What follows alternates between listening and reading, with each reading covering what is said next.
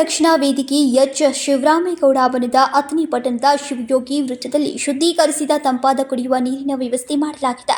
ಈಗಾಗಲೇ ರಾಜ್ಯದಲ್ಲಿ ಹೆಚ್ಚುತ್ತಿದ್ದ ಬಿಸಿಲಿನ ತಾಪಮಾನ ಅಥಣಿಯಲ್ಲಿ ದಾಖಲಾದ 38 ಡಿಗ್ರಿ ಸೆಲ್ಸಿಯಸ್ ತಾಪಮಾನ ಅಥಣಿ ಪಟ್ಟಣಕ್ಕೆ ಬರುವ ಜನರಿಗೆ ಹಾಗೂ ಶಾಲಾ ಕಾಲೇಜಿನ ಮಕ್ಕಳಿಗೆ ಈಗಾಗಲೇ ಪರೀಕ್ಷೆ ಶುರುವಾಗಿದ್ದು ಬಿಸಿಲಿನ ತಾಪಮಾನಕ್ಕೆ ಜನರು ಚಡಪಡಿಸ್ತಾ ಇದ್ದು ಎಲ್ಲ ಜನಸಾಮಾನ್ಯರಿಗೆ ಅನುಕೂಲವಾಗಲೆಂದು ಕುಡಿಯುವ ನೀರಿನ ವ್ಯವಸ್ಥೆ ಮಾಡಲಾಗಿದೆ.